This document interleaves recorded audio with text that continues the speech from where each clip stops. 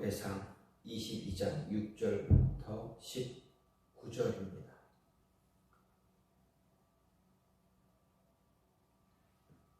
다윗이 그의 아들 솔로몬을 불러 이스라엘 하나님 여호와를 위하여 성전 건축하기를 부탁하여 다윗이 솔로몬에게 이르되 내 아들아 나는 내 하나님 여호와의 이름을 위하여 성전을 건축할 마음이 있었으나 여호와의 말씀이 내게 임하여 이르시되 너는 피를 심히 많이 흘렸고 크게 전쟁하였느니라. 내가 내 앞에서 땅을 피를 많이 흘렸은즉 내 이름을 위하여 성전을 건축하지 못하리라. 보라, 한 아들이 내게서 나리니 그는 온순한 사람이라. 내가 그 주변 모든 대적에게서 평온을 얻게 하리라.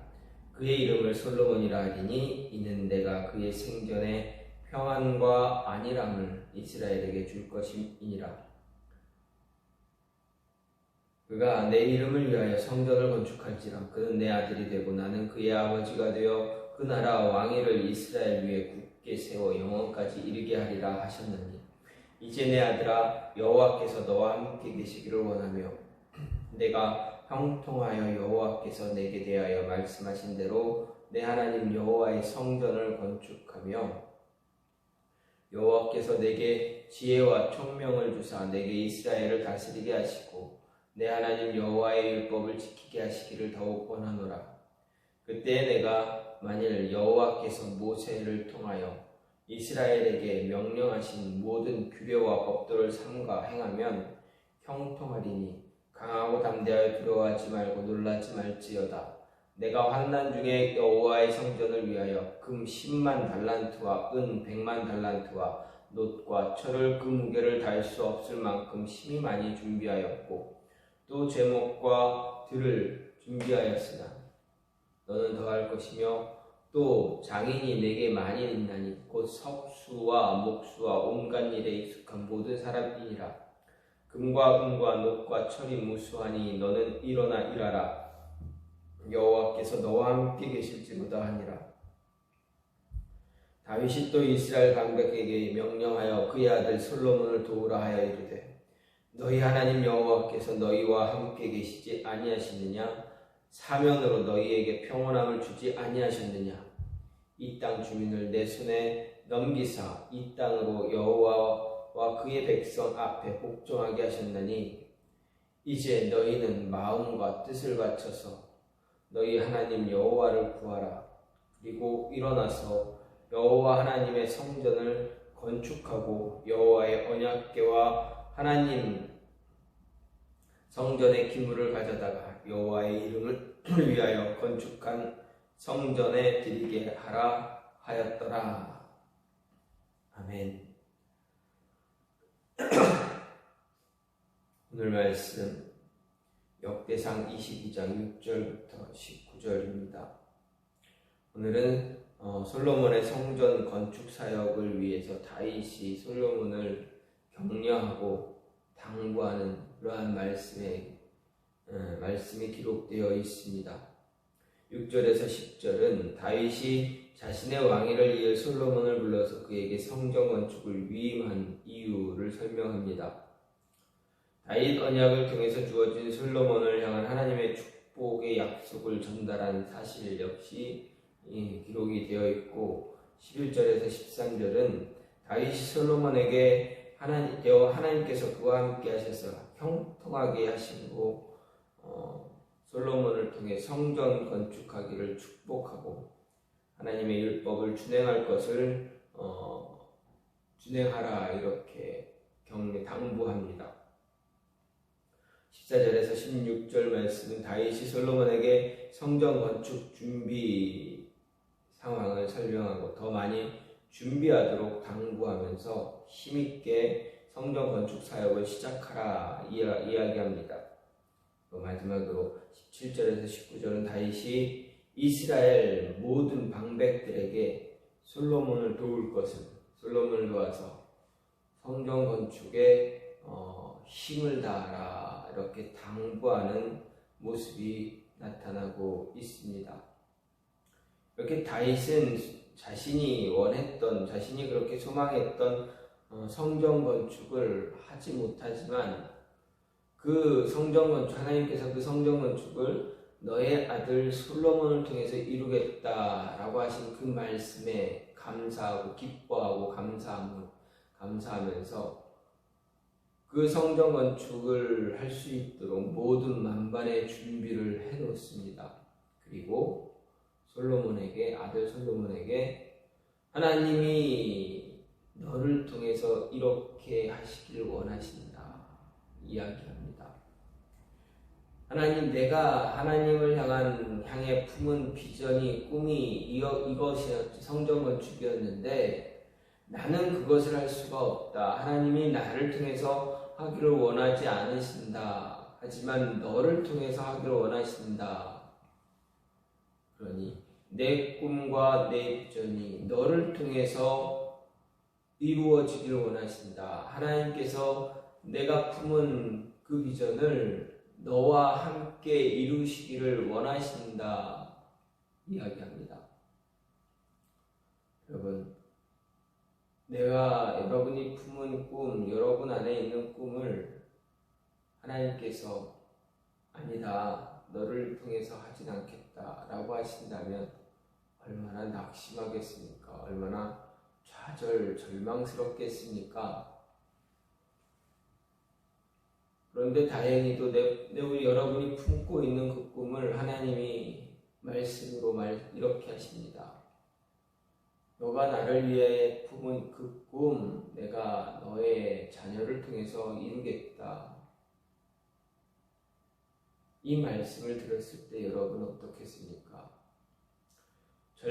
좌절과 절망 분명 있었겠지만 그래도 소망이 있지 않습니까?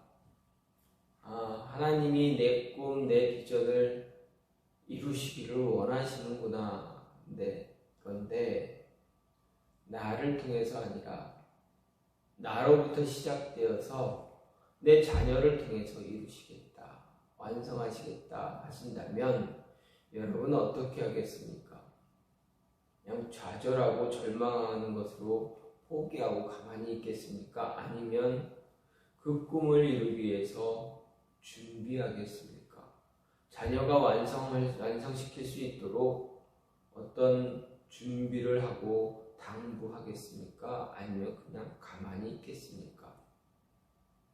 아마 모든 부모라면 다윗과 같은 행동을 취했을 것입니다. 준비할 것이고 또 당부할 것입니다.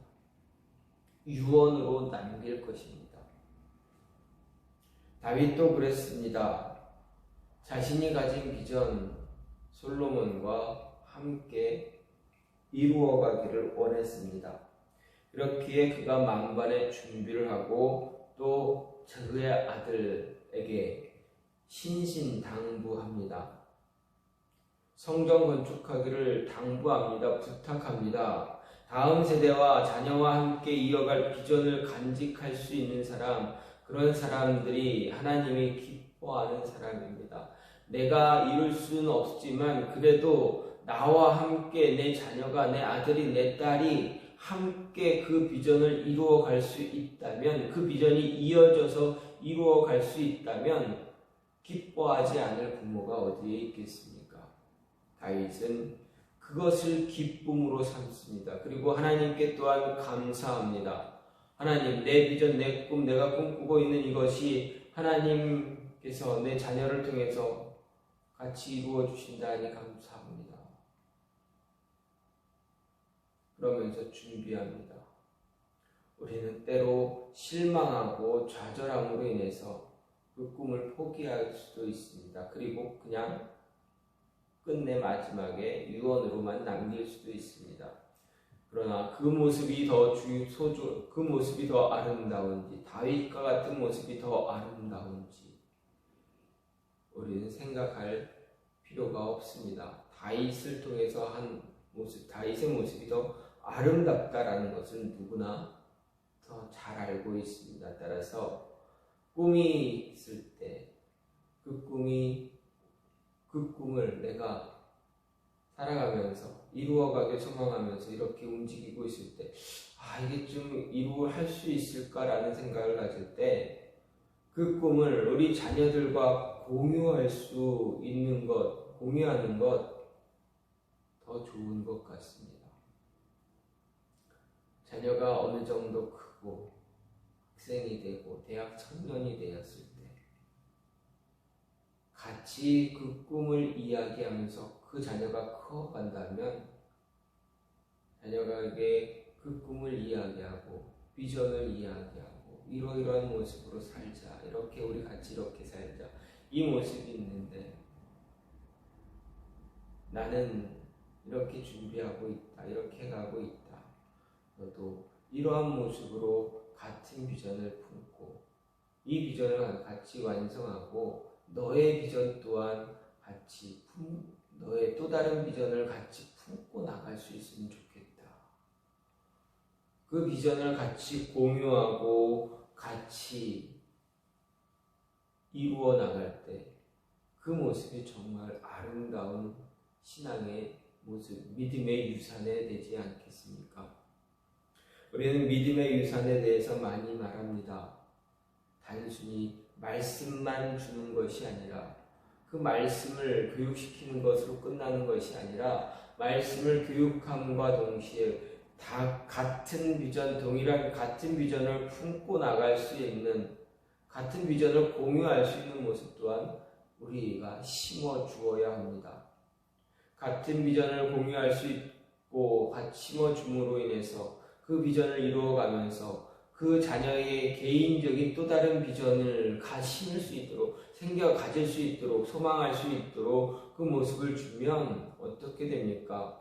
공유된 비전은 같이 공유하면서 또다시 자신의 비전을 품고 그 공유된 비전이 완성된 이후에 또 자신의 비전을 이어서 그 비전을 이루어가고 또 그 비전을 또 그의 자녀를 통해서 공유하고 같이 이루어가고 더 크게 이루어가고 더 크게 조금씩 발전시켜 나가는 그런 모습을 갖게 된다면 어떻습니까? 비전을 이루고 나서 꿈을 이루고 난 뒤에 목표를 달성한 이후에 허무해지고 그런 모습은 나타나지 않을 것입니다. 우리나라 청년들 가운데 대부분 많은 청년들이 목표를 이루면 허무함이 몰려든다. 그것을 경험할 때가 너무 많습니다.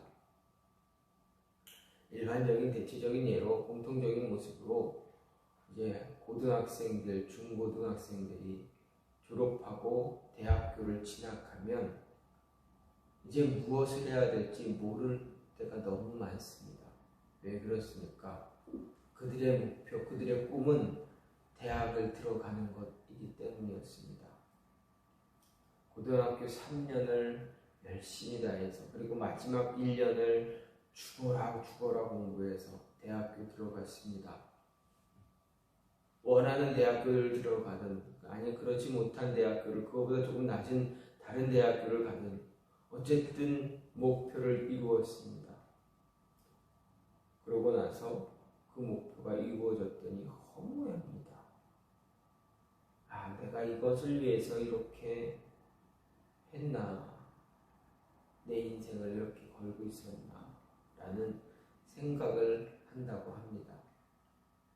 허무한 것 때문에 그들이 이제 더 이상 또 다른 목표가 없어지고 꿈이 없어지기 때문에 허무해지자 어떻게 합니까?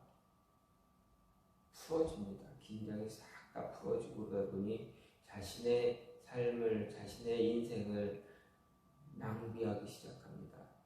대학교 1년 사이에 망가지는 청년들이 얼마나 많습니까? 무너지는 청년들이 얼마나 많습니까? 1년 무너지고 2년이 낭비되지고 그러다 보니 대학 4년 동안, 대학 생활 동안 인생이 무너지고 망가집니다.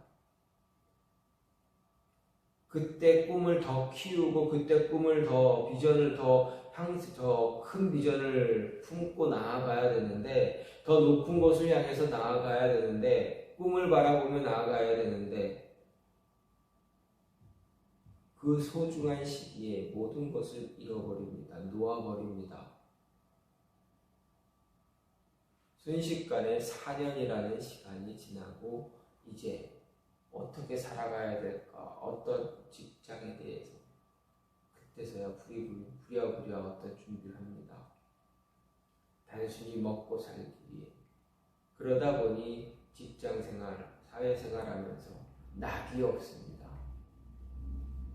자신의 미래에 대한 어떤 즐거움이 없고 낙이 없고 그러다 보면 어떻게 됩니까?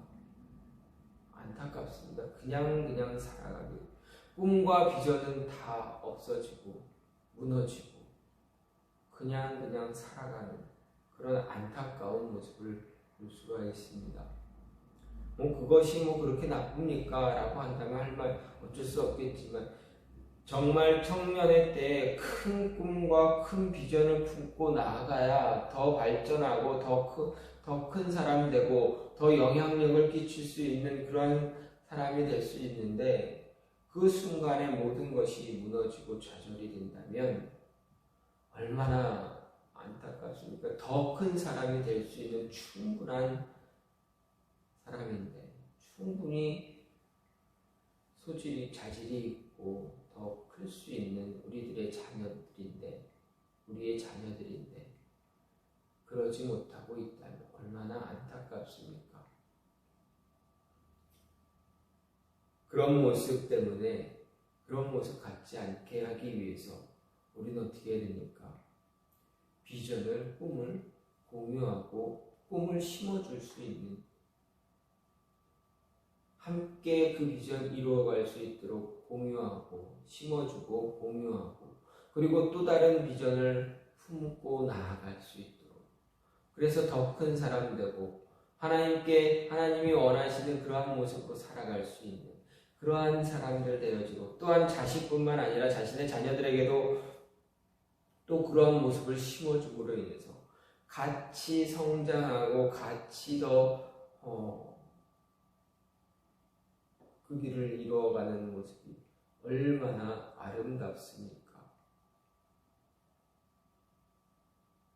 여러분의 자녀가 그런 모습 갖기를 원하지 않습니까? 오늘 말씀은 다윗이 자신이 품었던 비전 다 이루지 못할 것을 압니다. 그래서 그 비전을 아들에게 넘겨줍니다. 공유합니다. 내가 이렇게 난 성전 건축할 마음이 있었다. 그런데 하나님이 멈추게 하셨다. 나는 이것으로 포기하지 않았다. 하나님은 너를 통해서 이루시겠다 말씀하셨기에 나는 이 꿈을 포기하지 않고 너와 함께 하기를 원한다. 너와 공유하기를 원한다. 내가 준비해 줄게. 내가 준비해 줄 테니 너가 왕이 된 이후에 성전을 건축하고 완성하기를 바란다. 모든 준비는 내가 해주겠다. 너는 건축을 시작해라. 그리고 완성해라. 이렇게 이야기합니다. 솔로몬은 나중에 어떻게 합니까? 다윗의 바람대로, 다윗의 당부대로 다윗의 꿈을, 다윗의 비전을 완성합니다. 성취합니다. 그리고 자신만의 또 다른 비전을 이루어 갑니다. 이 모습이 저와 여러분 안에도 있기를 간절히 소망합니다. 이 모습이 우리와 여러분과 여러분의 자녀들을 함께 나타나기를 간절히 소망합니다. 그래서 하나님의 더 큰 뜻을 이루어가는 가정 되시기를 간절히 소망합니다. 이 시간 같이 기도하길 원하는데 하나님, 우리에게 꿈과 비전